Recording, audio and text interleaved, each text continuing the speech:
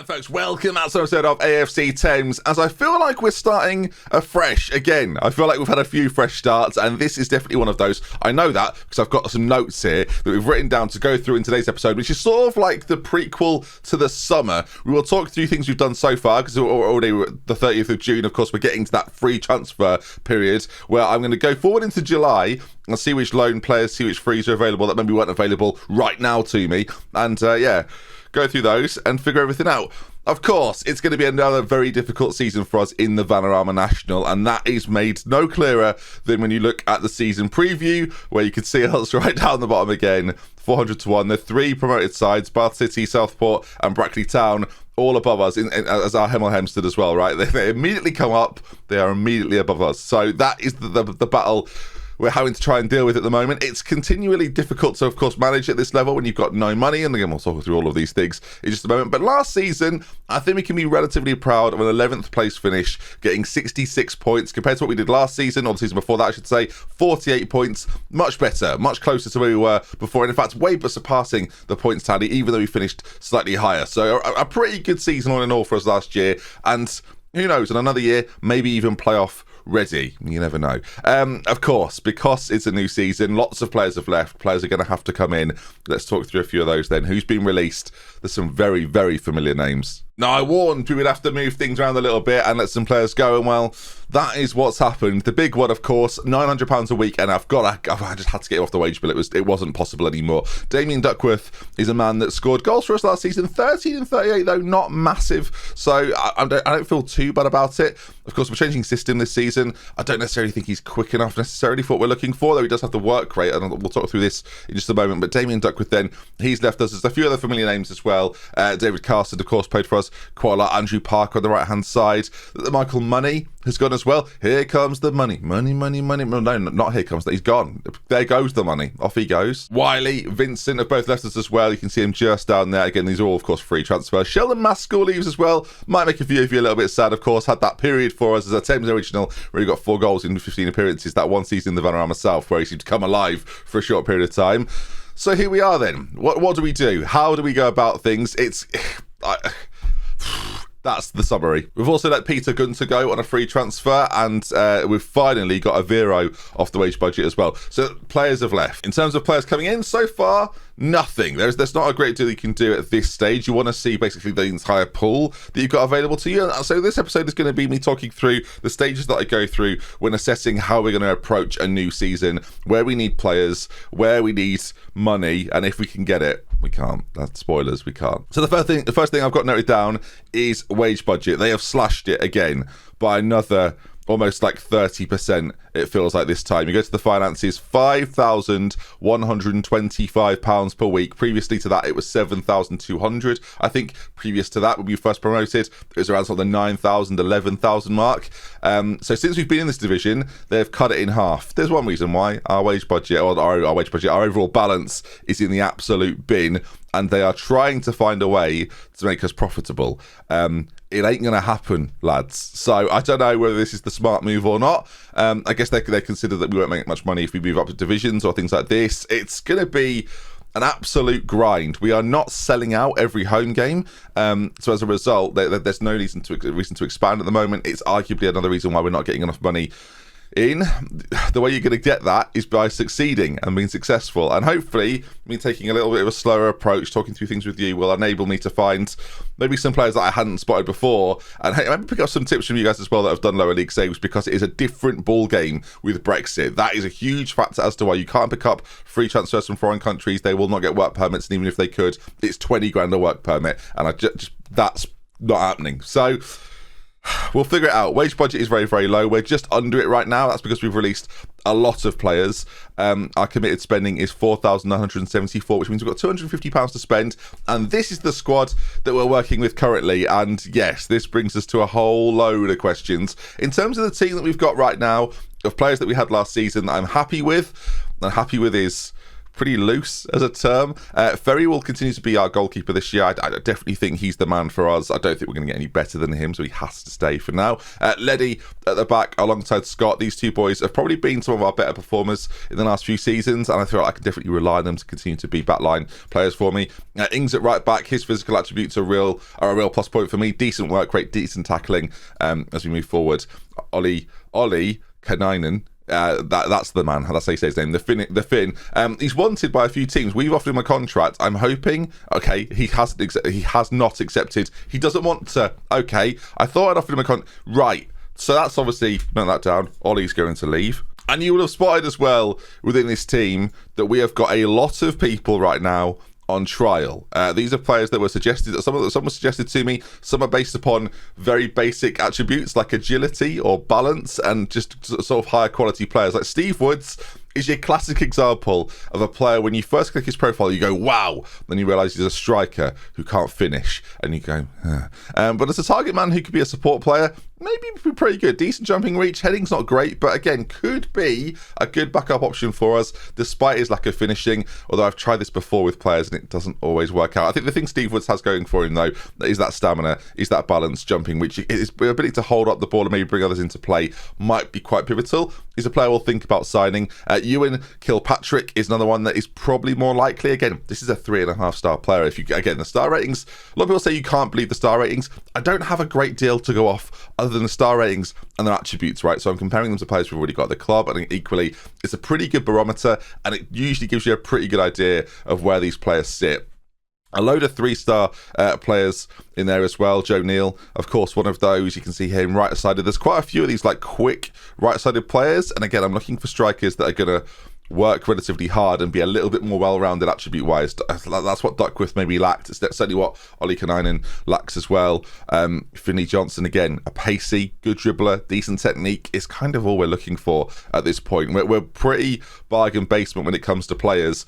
And what you've got to realise is this is currently the best of the best when it comes to trials. I do this every season, right? There are a whole host of trialists down here. Let's take these boys, for example, that I've trialled, I've brought in. There's one of them here, Lucy, who's got pretty good potential, but not a player I can really like hold my hat on and invest in. Roger Sharman as well. Similar story, right? I can't really do much with him. 19. It's not even worth signing him on a short-term deal when he can't offer me anything right now. As a result, we will get those guys on trial and we will terminate them pretty much immediately. Two interesting players that have come through, though. Josh Farley is one of those, a player that I think could actually be pretty good for us. As I say, it's come through our academy, hasn't played for our first team at all so far. But Josh Farley looks like in a couple of years, maybe even this season, could develop into being quite a good player. I mean, we've maybe got time, right? You looked at some of the players that have come in on loan. I guess you compare him to the likes of Josh Dugmore. He's not too far away from being maybe better than this. So there's a little bit to be excited about in terms of our youth. The other one we've got down there is Kasim Ahmadi, who's a left back with decent tackling, decent marking, decent passing as well. Physically, not the slowest. Good natural fitness, good bravery. Certainly lacking in lots of areas, but only 16 years of age. Definitely lacks work rate. So far last season, we played the Beaker machine. That's not what we're going to play this season. We are going to go back to very, very basic. And I've got to learn my lesson that playing at this level, you can't change too much around. So while we're going to stay with the same system and stay with the same player positions, we're going to play a Gegen press style. I'm going to try and outwork teams at this level. So I am looking for work rate, something that players at the lower level don't really have. And I mean that in comparable to like other sides. So 11 work rate at this level is pretty good. 12 work rate, wow. Anything above 13, get him in the team right now. Again, you do need them to have some technical and mental acumen as well. But yeah, that's sort of the way we're going to go down. We're going to try and outrun teams. We're going to try and outwork teams, late goals, staying in games for longer. That's going to be the goal. And Philip up front, if he stays here, he's going to be pretty crucial to that. Please don't leave me. I'm going to praise his conduct. I'm going to try and win him round. So just please stay. So trialists, we of course will continue to trial players. It's our only way really of finding people. Gabriel Kendall has come up here as a free transfer. I don't think he does want to talk to me, but this is the type of player that would probably be quite a good acquisition for us. And then let's see how much he wants money-wise. He wants £475. That is the rest of our budget. So this is the situation. We get him. We get nobody else. I don't care if he's a 99 rated player. I don't necessarily agree with that, so we're gonna probably pass on that one. Again, looking at players that have come our way, Ben Rodgers is an okay central midfielder. Of course, what we'll do with both these guys is we'll get them scouted. Although Kendall there says he's already been scouted. I mean, they all have in a weird way. Anyway, regardless, they gave me the option to scout one of them. That's why I was a little bit confused. So in terms of ability, these are some of the players that have come our way from the scouts that we have. He looks quite good. Richard Heaton, 26 years of age, decent finishing, decent work rate, would be good in a pressing forward role. Now we're talking. Doesn't want to join. So that was close. I think actually now it's ringing more of a bell. I'm pretty sure I've offered him a trial that he's rejected. I'll offer him a 2-week trial, see if he takes that. I don't think he will. Other things I've got written down then, friendlies. Now, being in the Vanarama National, for those that have played lower league this year, you'll know that your season does not start, as you probably know by now, until October, which means getting friendlies against the big teams, for some reason, is impossible. You cannot register any friendlies here at all. The only friendlies you can register come in late August, of course, when every other league season has already started, which means that the only teams you can play friendlies against are the teams in your own division, which bring very little money. 1,000 there against Cheltenham, who are one of probably the bigger sides. Again, you're going to struggle to find much more than that. Cheltenham are probably one of the bigger teams, as I say. Stevenage, oh, look at that, 1,300 quid. But even that is making so little of a dent in our current debt. We need a takeover. There's not much more to say about it.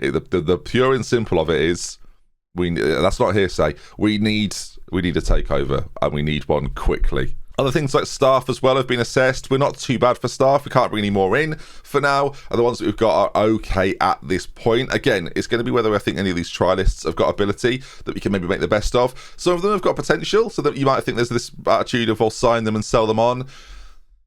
Again, it's weird. It's like you take on their wage, and then by the time you sell them, you've probably paid them that amount in the wage. So it's almost not worth it, and it only sends you into debt. And this is on the assumption that you're going to sell them. You're never going to sell them for $500,000, right? We've not found any players like that, and we've not had any superstars, absolute superstars, come through our academy, apart from that guy that keeps coming up in our search history, who plays in Ireland now, but that's it. So it's a struggle. I won't lie to you. Again, I said we'd go through a little bit. I'll show you more of the summer, more of what I go through when it comes to signing players. It's an incredibly difficult job, to the point, and this sums it up better than anything else, really. And of course, the thing we've not come to yet is loans. But the thing that sums it up is that with all this information, with all the fact that we've been in the league before, as Philip Milligan's come up again, he would be my ideal sort of shadow striker player. He will talk to me, which is nice. Will you accept a contract, maybe? Finalise, negotiate? I can't do that. I can do 475. Will you accept 4? No, he's not going to negotiate that down either. And I don't even want to pay it. So we are looking for the ultimate in what is value in the market. Alowu would be a great player to sign as well. If we had the budget, he doesn't want to join because he knows we can't afford it. If we had the budget, imagine if we could sign those 3 players. This is why this save is so frustrating. There are players that come up in my searches, and my scouts bring me players all the time that I think you would be fantastic. You want 3 times as much as I can be prepared to offer right now. And there are, of course, there'll be situations where there'll be some players that are worth breaking the bank for. Our team right now, if you remove the trialists, because the trialists look, they make it look a bit bigger than it arguably is. That is our team right now. That is the quality of our team right now. And that is arguably why the Vanarama National League rate us in the season preview at 400 to 1. The teams that are in this division, the likes of Bradford, have got players that are just so much more complete. You're realising how poor Ollie Kanainen is now, aren't you? So much more complete, so much quicker, so much more powerful, it feels like, than we are. And we are battling against these sides. You see this guy in this division, we don't have anyone. He's on loan from Sheffield Wednesday. Loans, yes, of course. We'll talk about this. We'll get to the 1st of July then. We'll let everything tick over, so all those people that are on loan return from their loans as, and then we'll see which free transfers come available. What we will do in a future episode of this, again, I'm going to show you a lot of the summer in the next few episodes, is how we look for players that aren't in our scouting centres and things like that, aren't brought to us by our scouts, and then finding the absolute value in the market, whether that be looking through every single youth system that have released players in England, Wales, some of Scotland, a little bit of Ireland, and trying to find a couple of them that go, We'll gamble. We'll join. Getting like 3 of them, having searched for probably through 300 players. That is the goal. That's what this requires. And yeah, it's a lot. It's supposed to be a game. It's supposed to be fun. This is my life right now. So we will try and figure it out. Again, it's ticked over in terms of loans. So I'm really interested to see which players are available for loan. You are about to enter my world, I think, of absolute and certain pain.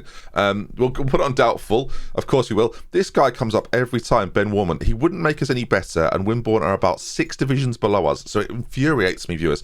So he goes from Luton. Now, Luton are one of our affiliates. Decent enough work rate, Richard Woodley.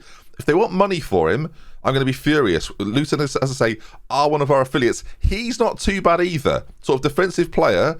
I'd get them both in, to be honest. They literally want me to pay all of the wage. Are you kidding me? You are a senior affiliate and you want me to pay the entirety of the wage. Now, 250 quid for Richard Woodley. I'm looking at it.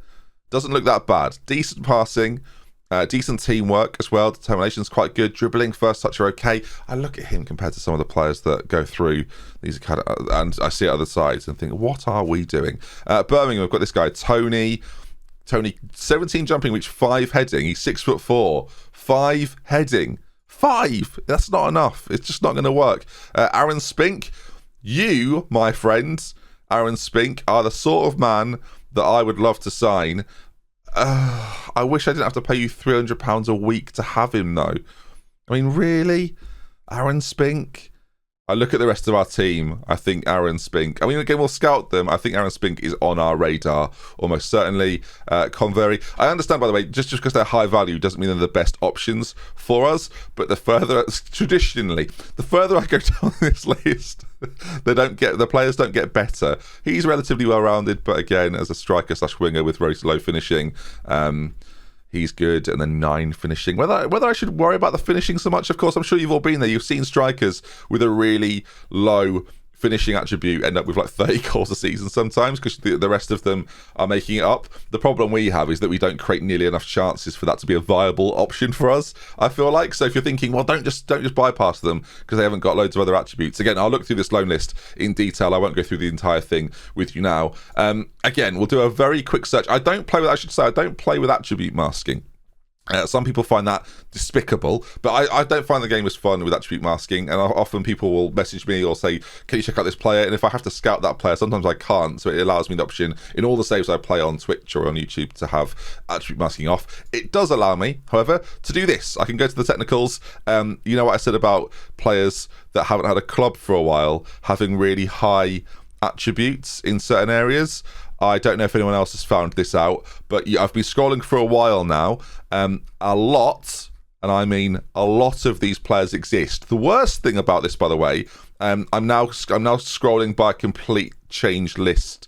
The worst thing about this is that they lose all their other attributes. So there are like hundreds of players. There's 16,000 on this list. There are literally hundreds of players that are just this, right? Are Jake Johns of the world, where they're good at teamwork, penalty taking, long throws, free kicks, and corners.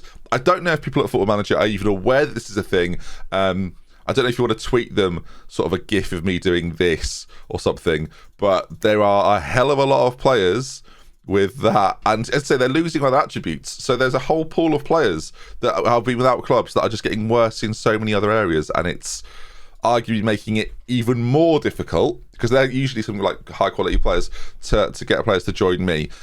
We've searched by finishing there. I'll just have a quick look through some like primary attributes: composure, off the ball, acceleration, pace, finishing. I often lower that to around sort of 9 or 10, and then we up it, eliminate a few, and this is sort of what you end up being left with, this gaggle of players with 4 work rate and some pretty average attributes. Again, you can tinker with this a little bit, so you can maybe lower the finishing slightly if you know that they're going to be really good physically, things like that, and I will do.